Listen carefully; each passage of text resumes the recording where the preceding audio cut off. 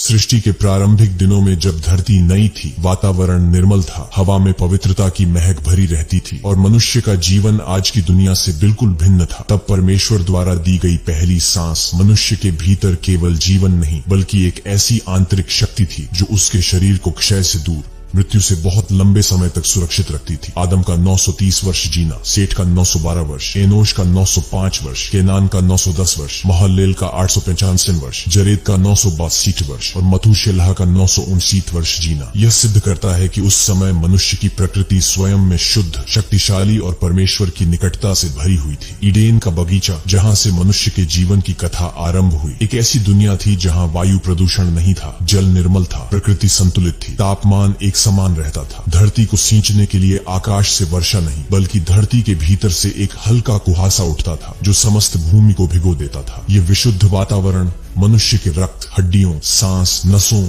और शरीर की प्रत्येक कोशिका को उस प्रकार शक्ति देता था कि उसका क्षय अत्यंत धीमा हो जाता था। पाप में गिरने के बाद भी परमेश्वर ने मनुष्य को तत्काल विनाश के हवाले नहीं किया, क्योंकि उसके भीतर अभी भी वह दिव्य छाप विद्यमान थी जिसने उसे धीरे धीरे दुर्बल होना सिखाया, अचानक नष्ट होना नहीं। मनुष्य की रचना ही ऐसी थी कि वह मृत्यु के लिए नहीं बल्कि अनंत जीवन के लिए बनाई गई थी। और इसी कारण पाप के बाद भी मनुष्य का शरीर तुरंत नष्ट नहीं हुआ बल्कि साधारण क्षय की प्रक्रिया अत्यंत मंद गति से आगे बढ़ी। आदम से लेकर नूह तक की पीढ़ियों में यह छाप इतनी गहरी थी कि मनुष्य सैकड़ों वर्षों तक जीवित रहता था, अपनी संतानों को बढ़ते देखता था, भूमि पर राज्य करता था। ज्ञान, बुद्धि, कौशल और अनुभव एक पूरी सदी नहीं बल्कि कई सदियों तक एकत्र करता था। उस समय का वातावरण भी इस दीर्घायु का प्रमुख कारण था। बाइबल में वर्णित आकाश के ऊपर के जल ने पृथ्वी को एक प्राकृतिक ढाल प्रदान की थी जिससे हानिकारक किरणें धरती के भीतर प्रवेश नहीं करती थी और मनुष्य का शरीर रोगों और आंतरिक टूटन से सुरक्षित रहता था। ये ढाल धरती के चारों ओर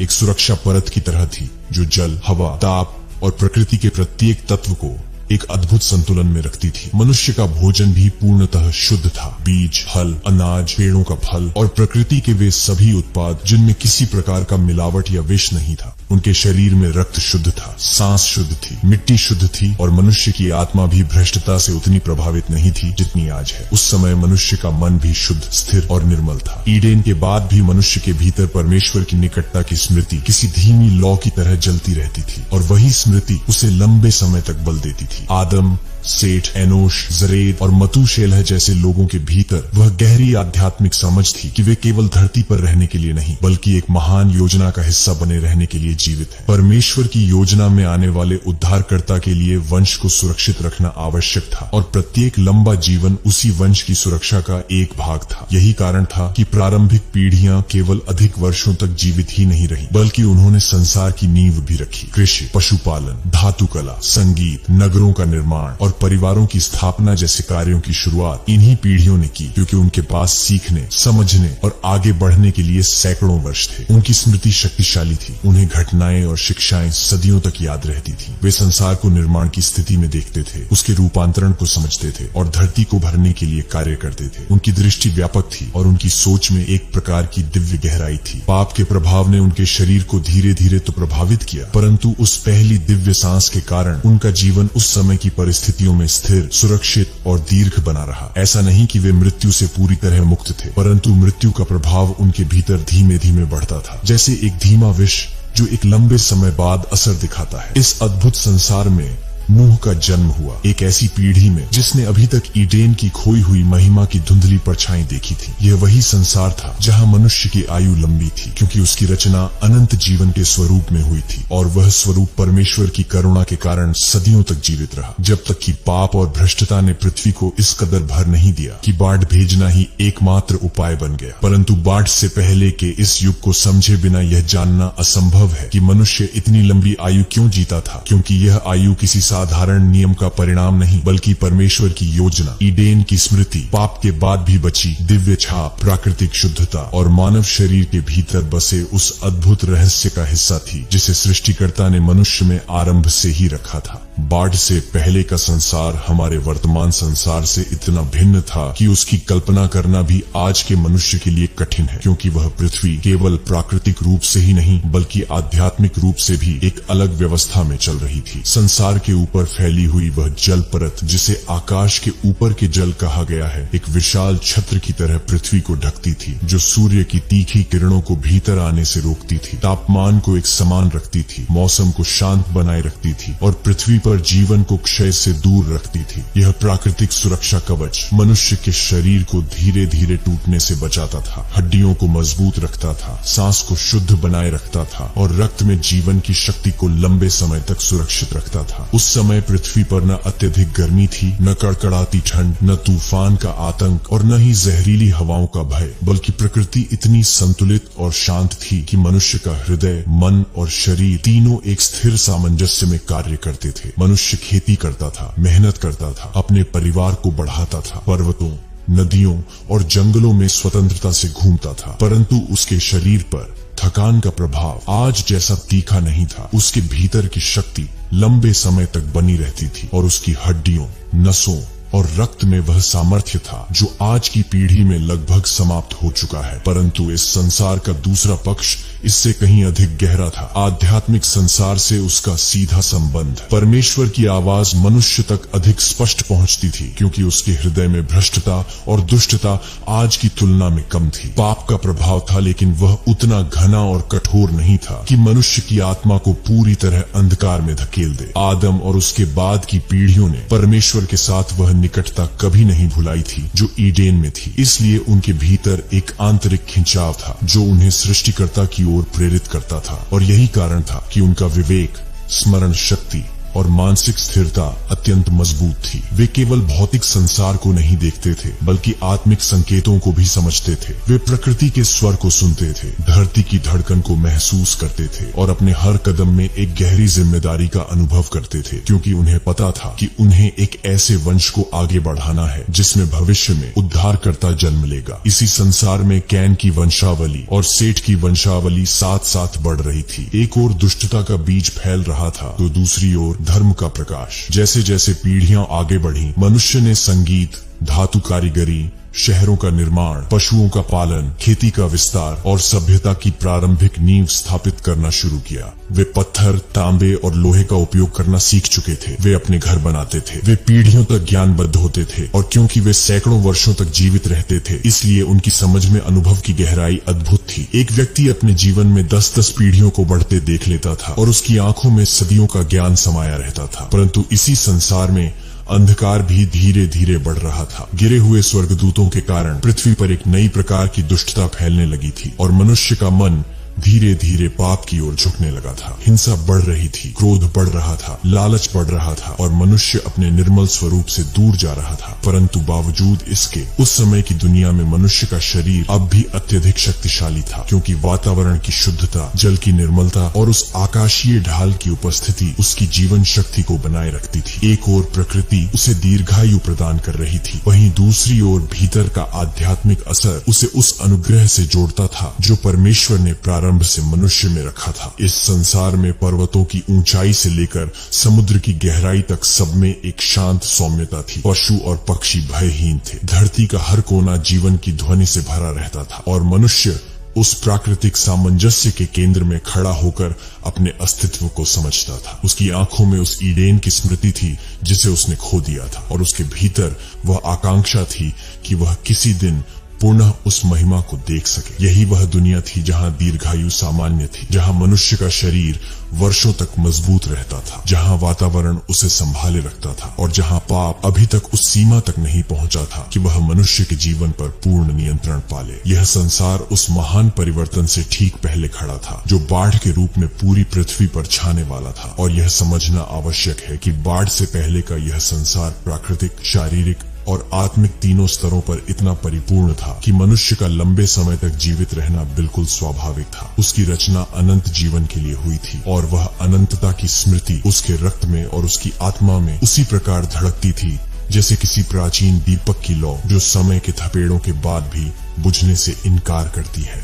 जैसे जैसे पीढ़ियां आगे बढ़ी, मनुष्य के भीतर पाप का प्रभाव गहराता गया और बाढ़ से पहले का संसार धीरे धीरे एक ऐसे मोड़ पर पहुंचने लगा जहां मनुष्य की दीर्घायु तो थी, पर उसके भीतर की पवित्रता कम होती जा रही थी। और यही वह समय था जब मनुष्य की लंबी आयु का वास्तविक रहस्य और भी स्पष्ट होने लगा, क्योंकि यह दीर्घायु केवल वातावरण और प्रकृति के कारण नहीं थी, बल्कि उन परिस्थितियों का परिणाम भी थी जिनमें मनुष्य रहते रहते धीरे धीरे अपने निर्मल स्वरूप से दूर होता जा रहा था। मनुष्य सैकड़ों वर्षों तक जीवित रहने के कारण धीरे धीरे जिद्दी, गर्वीला, अपनी शक्ति में मदहोश और अपने विचारों में कठोर होता चला गया था। क्योंकि जब एक मनुष्य एक ही जीवन में 10-10 पीढ़ियों को बढ़ते देख ले, धरती पर बढ़ते नगरों और सामर्थ्य को अपनी आंखों से देखे और अपने भीतर की शक्तियों को मिटते हुए न देखे, तो उसके मन में यह भ्रम पैदा होना स्वाभाविक था कि वह अपरिवर्तनीय है, अजेय है और इतनी लंबी आयु उसे किसी दैवी उद्देश्य से नहीं बल्कि उसके अपने बल से मिली है। यही कारण था कि पृथ्वी पर हिंसा बढ़ने लगी। लोग अपना बल दिखाते थे, धन और वंश के घमंड में भर जाते थे, स्त्रियों को अपना माल समझते थे, नगरों को दुष्टता से भरते थे और अपने भीतर जन्मी विद्रोह की भावना को पाप की ओर मोड़ने लगे थे। जैसे जैसे भ्रष्टता बढ़ी, वैसे वैसे मनुष्य अपनी दीर्घायु का गलत उपयोग करने लगा। जो शक्ति उसे परमेश्वर की योजना के लिए दी गई थी, वही शक्ति उसके पतन का कारण बनने लगी। इसी समय धरती पर गिरे हुए स्वर्गदूतों का प्रभाव तेजी से बढ़ गया। मनुष्य और स्वर्गीय प्राणियों के बीच वह सीमा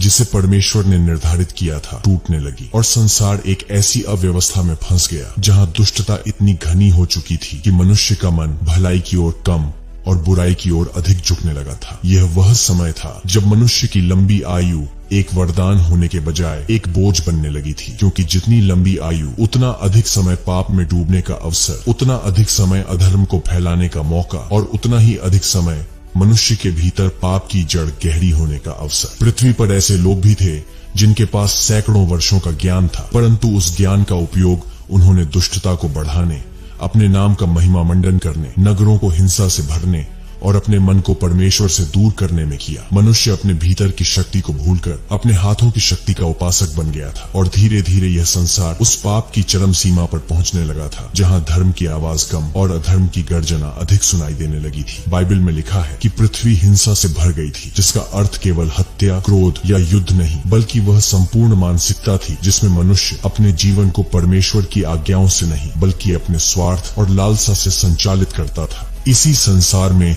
नूह शांति और पवित्रता की एक अंतिम लौ की तरह खड़ा था। उसका जीवन उस अंधकार में प्रकाश की एक किरण जैसा था और यही कारण था कि जब परमेश्वर ने देखा कि मनुष्य का विचार दिन भर बुराई ही की ओर झुकता है, तब उसने यह निर्णय लिया कि अब पृथ्वी को शुद्ध करने के लिए एक अद्भुत और भयानक परिवर्तन आवश्यक है। परंतु इस बिंदु पर एक अत्यंत गहरा रहस्य छिपा है। मनुष्य की लंबी आयु ने ही उसे पाप की ओर अधिक झुकाया, क्योंकि जब मनुष्य को यह विश्वास हो जाए कि वह इतना लंबा जीवित रहेगा कि मृत्यु उससे बहुत दूर है, तब उसके मन में पाप का भय नहीं रहता और जब पाप का भय मिट जाता है, तब मनुष्य के भीतर अधर्म का बीज विशाल वृक्ष बन जाता है। अतः दीर्घायु जो प्रारंभ में परमेश्वर की योजना का हिस्सा थी, अंत में उसी भ्रष्टता के कारण मनुष्य के लिए विनाश का कारण बनने लगी। यह दीर्घायु एक चेतावनी बनकर मनुष्य के सामने खड़ी थी। अगर मनुष्य अपनी आयु को पवित्रता के लिए उपयोग करता तो संसार पवित्र रहता, पर उसने उसी को अपने पतन का कारण बना लिया। पृथ्वी की इस टूटी सड़ी हुई दशा ने पूरे वातावरण को भी धीरे धीरे प्रभावित किया। जल शुद्ध था, पर मनुष्य के पाप ने भूमि को भारी कर दिया। हवा शांत थी, पर क्रोध और हिंसा ने वातावरण में कलह भर दिया। पर्वत स्थिर थे, पर नगरों में पाप की लहरें उठने लगी थी। इन परिस्थितियों के बीच मनुष्य की दीर्घायु एक ऐसी खामोश गवाही बनकर खड़ी थी जो बताती थी कि प्रारंभ में परमेश्वर ने इस संसार को कितना शुद्ध बनाया था और मनुष्य ने अपनी यात्रा में उसे कितना भ्रष्ट कर दिया। यह संसार एक तूफान से ठीक पहले की स्थिति में खड़ा था। ऊपर से शांत, भीतर से सड़ चुका, बाहर से शक्तिशाली, भीतर से खाली। यही वह क्षण था जब परमेश्वर ने यह निर्णय लिया कि अब पृथ्वी को उसके मूल स्वरूप में लाने के लिए एक ऐसी आपदा आवश्यक है जो सारी भ्रष्टता को धो दे और केवल वही बचे जो उसके प्रकाश में चलता है। यही तैयारी बाढ़ की ओर ले जा रही थी और इसी मोड़ पर हम समझते हैं कि बाढ़ से पहले मनुष्य लंबा जीवन क्यों जीता था, क्योंकि वह जीवन प्रथम सृष्टि की छाप था और उस छाप के मिटने के साथ ही पृथ्वी के भाग्य का नया अध्याय खुलने वाला था। जब बाढ़ के बाद धरती की नमी उतरने लगी और नूह ने अपनी संतानों के साथ उस नए संसार पर कदम रखा, तब किसी को भी यह पता नहीं था कि वे एक ऐसे परिवर्तन में प्रवेश कर रहे हैं जिसने मनुष्य की आयु को सदियों से अचानक दशकों में बदल देना था। बाढ़ ने केवल धरती को नहीं धोया था, बल्कि उसने उस अदृश्य आवरण को तोड़ दिया था जिसे परमेश्वर ने आदम की पीढ़ियों के लिए जीवन का सुरक्षा कवच बनाया था। वह आवरण जो धरती को स्थिर रखता था और सूर्य की कठोर किरणों को रोकता था, वह तंत्र जो मनुष्य के शरीर को धीमी मृत्यु की अनुमति नहीं देता था बल्कि उसे दीर्घायु प्रदान करता था, वह सब अब समाप्त हो चुका था। उत्पत्ति अध्याय 9 में जब परमेश्वर ने नूह को आशीष दी और कहा कि फलो और बढ़ो और सारी पृथ्वी को भर दो, उस समय नूह नहीं जानता था कि यह आशीष अब उस संसार में बोई जा रही है जो बाढ़ से पहले के संसार जैसा नहीं है। अब धरती की मिट्टी में नई टूटन थी, वायुमंडल में वह धुंध नहीं थी, सूर्य अब खुलकर प्रहार कर रहा था, मौसम अपनी कठोरता दिखाने लगा था। बाढ़ ने पर्वतों की रचना को बदल दिया था, पृथ्वी की परतें फट गई थीं और इसी के साथ वह संतुलन समाप्त हो गया था जो पहले मनुष्य की आयु को 900 वर्ष तक टिकाए रखता था। इसी कारण हम देखते हैं कि नूह तो फिर भी 950 वर्ष तक जीवित रहा, क्योंकि वह पुरानी संरचना का अंतिम वाहक था। पर उसके बाद शेम केवल 600, फिर अर्पक्षाद 400, शेलह 430, एबर 464, पेलग 249 और फिर पीढ़ी दर पीढ़ी आयु कम होती चली गई। यही वह क्षण था जहां परमेश्वर का वह वचन जिसमें कहा गया था कि मनुष्य के दिन 120 वर्ष होंगे, अब धरती पर प्रकट होने लगा। यह घोषणा मात्र दंड नहीं थी, बल्कि पाप की उस बढ़ती गहराई को रोकने का उपाय थी, क्योंकि बाढ़ से पहले जब मनुष्य के पास अधिक आयु थी तब उसका पाप भी सदियों तक बढ़ता जाता था, उसकी योजनाएं अधिक घातक हो जाती थीं, उसका विद्रोह अधिक विशाल हो जाता था और उसके हृदय की बुराई निरंतर बढ़ती जाती थी। हर नई पीढ़ी पुराने पापों पर नया निर्माण करती थी और इस तरह मनुष्य स्वयं उस अवस्था तक पहुंच गया था जहां परमेश्वर को न्याय करना पड़ा। इसलिए बाढ़ के बाद परमेश्वर ने मनुष्य को उस लंबे समय से वंचित कर दिया ताकि उसकी बुराई सदियों तक फैलकर एक महाविनाश का कारण न बने। यह परमेश्वर की कृपा और न्याय दोनों का मेल था, क्योंकि यदि मनुष्य को फिर से 900 वर्ष मिल जाते तो वह अपनी बुद्धि, अपनी शक्ति और अपनी छल कपट की योजनाओं से फिर उसी अंधकार में उतर जाता जहां वह बाढ़ से पहले पहुंच चुका था। परमेश्वर ने आयु को सीमित करके मनुष्य की बुराई को सीमित किया, उसके विद्रोह को रोका, उसकी योजनाओं की सीमा तय कर दी और उसके जीवन को एक ऐसी रेखा पर ला दिया जहां वह जल्दी समझ सके कि उसकी पृथ्वी की आयु छोटी है और उसे अपनी अंतिम सांसों का मूल्य समझना चाहिए। यही कारण है कि भजन संहिता में लिखा है कि अपने दिनों की गिनती करना सिखा ताकि हम बुद्धिमान हृदय प्राप्त करें, क्योंकि अब मनुष्य को अपने पास लंबा समय नहीं बचा था। अब उसकी हर सांस मूल्यवान थी, हर दिन की जिम्मेदारी थी और हर पाप का फल जल्दी दिखने वाला था। बाढ़ से पहले मनुष्य की लंबी आयु एक गवाही थी कि परमेश्वर ने मनुष्य को शक्तिशाली बनाया था, पर बाढ़ के बाद उसकी घटती आयु यह गवाही बनी कि पाप ने उस शक्ति को छीन लिया है। यह केवल शरीर का परिवर्तन नहीं था, बल्कि आत्मा की गहराई में दर्ज एक वचन था। अब मनुष्य को यह समझना था कि उसकी आयु कम है, उसका समय कम है, उसकी धरती पर उपस्थिति क्षण भंगुर है और उसे उसी परमेश्वर के पास लौटना है जिसने उसे रचकर अपनी श्वास दी थी। यही कारण है कि नए संसार में मनुष्य को वंश, भूमि, राष्ट्र और व्यवस्था की शिक्षा दी गई ताकि वह कम समय में भी परमेश्वर को पहचान ले, उसकी राह पर चले और अपने जीवन को न्याय के दिन के लिए तैयार रखे। क्योंकि जब आयु लंबी थी तब मनुष्य ने उसे भटकने में खो दिया था और जब आयु छोटी हुई तब उसे जीवन का मूल्य समझने का अवसर मिला। और आज जब हम अपने छोटे जीवन को देखते हैं तो हम समझते हैं कि यह नई व्यवस्था कोई दुर्भाग्य नहीं, बल्कि परमेश्वर की वह सीमा है जो हमें पाप से बचाकर